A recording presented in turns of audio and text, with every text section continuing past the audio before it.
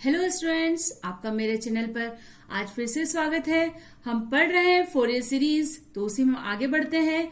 आज का हमारा टॉपिक है Fourier series for even and odd functions defined in the interval -l to l of length 2l। ठीक है, तो इससे प्रीवियस लेक्चर में हमने देखा था कि कोई फंक्शन f(x) है जो कि डिफाइंड है in the interval of length 2l, तो उसको हम फोरियर सीरीज में कैसे रिप्रेजेंट करते हैं। तो इसका जो आप लिंक है वो डिस्क्रिप्शन में जाकर देख सकते हैं, आपको वहां अवेलेबल होगा। तो वो जो सीरीज है वो हमारी ये सीरीज थी f(x) is equal to a0/2 plus sigma n is equal to 1 to infinity an cos n πx/l plus bn sin n πx/l। जैसे कि हमने बताया कि आप ये जो है वो डिस्क्रिप्शन में जाकर देख सकते हैं, वहां आपको इसका लिंक मिल जाएगा। तो आज हमें पढ़ना था Fourier series for even and odd functions. ठीक है, तो अब केस हमने लिया है व्हेन f(x) इज इवन, तो उसका फोरियर सीरीज जो है वो हो जाएगा f(x) which is equal to a0/2 plus sigma n is equal to 1 to infinity an cos n πx/l। तो आप देखोगे यहाँ पे अगर फंक्शन हमारा इवन है तो उस केस में bn क्या हो जाएगा, 0 हो जाएगा। ठीक है, तो ये हमने डायरेक्टली यहाँ पे लिख दिया है। ऐसा हमने क्यों किया है, क्योंकि हमने प्रीवियस लेक्चर्स में पढ़ा है कि अगर कोई फंक्शन f(x) है जो कि डिफाइंड है in the interval of length 2π, ठीक है, तो उसमें हमने इवन और ऑड दोनों के लिए केसेस कंसिडर किए थे। अगर इसका भी लिंक आपको देखना है तो डिस्क्रिप्शन में आप जाकर देख सकते हैं। ठीक है, तो इसीलिए हमने यहाँ पे ये डायरेक्टली लिख दिया है। तो a0 क्या होगा, 2/l 0 to l f(x) dx and an क्या होगा, 2/l 0 to l f(x) cos n πx/l into dx। ठीक है, ये हमने डायरेक्टली लिया है। फिर मैं कह रही हूं आप जो है ये इसको पढ़ने से पहले आप वो वीडियो जरूर देखें, तो उसका लिंक आपको डिस्क्रिप्शन में मिल जाएगा।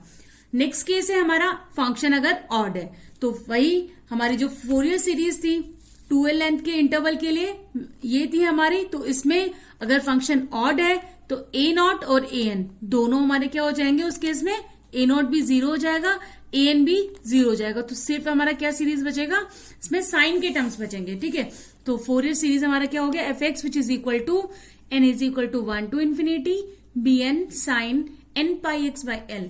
यहाँ पे bn की वैल्यू क्या है, 2/l 0 to l f(x) sin n πx into dx। तो ये जो सीरीज है इसको आप बोलते हो फोरियर कोसाइन सीरीज, क्योंकि इसमें सिर्फ कॉस के टर्म्स है।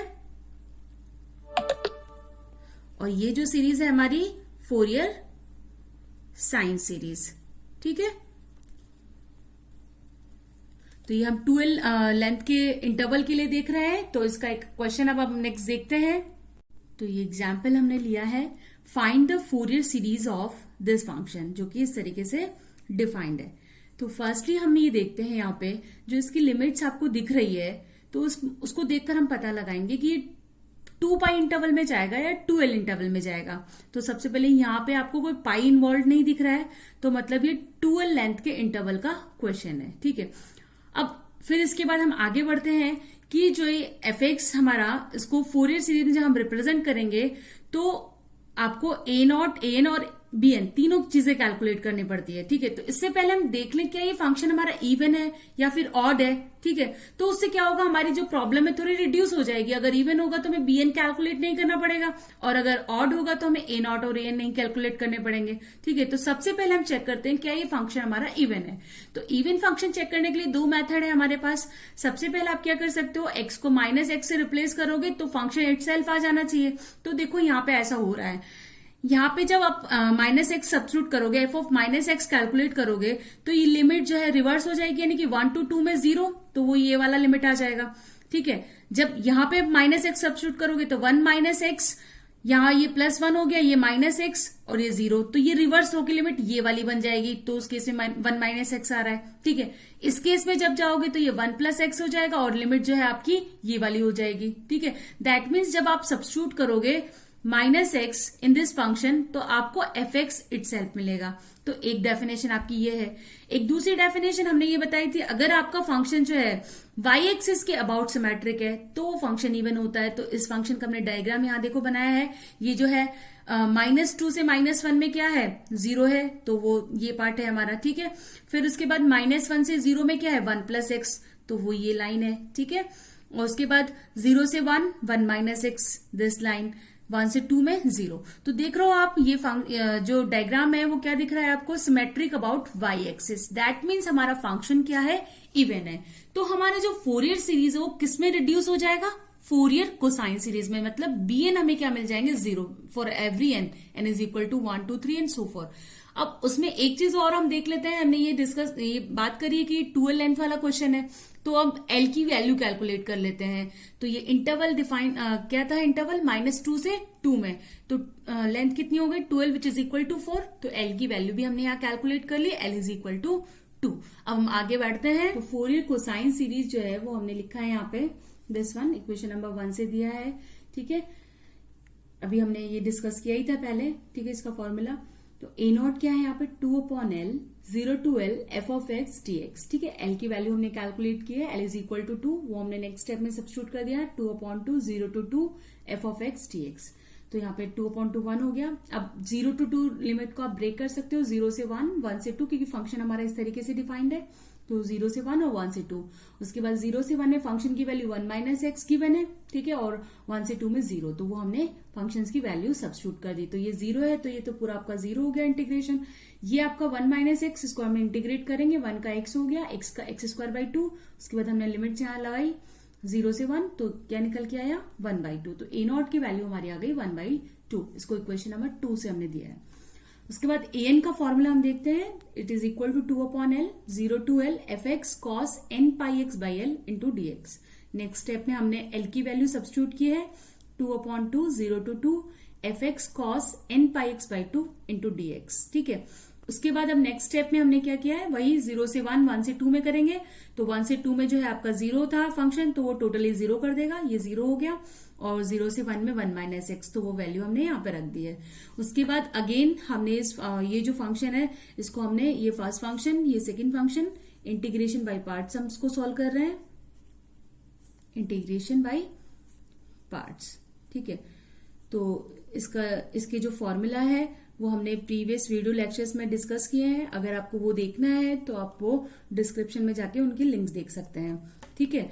तो ये फॉर्मूला अप्लाई किया तो इस तरीके से ये आ गया। ये first function as it is 1 - x, second function का जो है वो इंटीग्रेशन कॉस का हो जाएगा sin nπx/2 और nπx/2 का 2/nπ माइनस, फिर 1 - x का जो है डिफरेंशिएशन होता है, तो -x का -1 आ गया।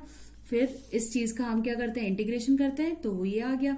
उसके बाद हमने लिमिट अप्लाई करी यहाँ पे, तो ये निकल के आया हमारा -4/n²π² cos nπ/2 -1, ठीक है। इसको थोड़ा सा हम और डिस्कस करते हैं, n की वैल्यूज पे क्या क्या वैल्यू आएंगी, ठीक है। तो देखो यहाँ पे n की वैल्यू अगर ऑड है, that means 1 3 5 and so on, तो क्या हो जाएगा, cos π/2, cos π/2 की वैल्यू कितनी होती है, 0, ठीक है। cos 3π/2 that is also 0, cos 5π/2 यानी कि ऑड है तो उस पर 0 हो गया, तो ये वैल्यू 0 हो गई। तो -1 multiplied by -4/n²π² that is value the 4/n²π²।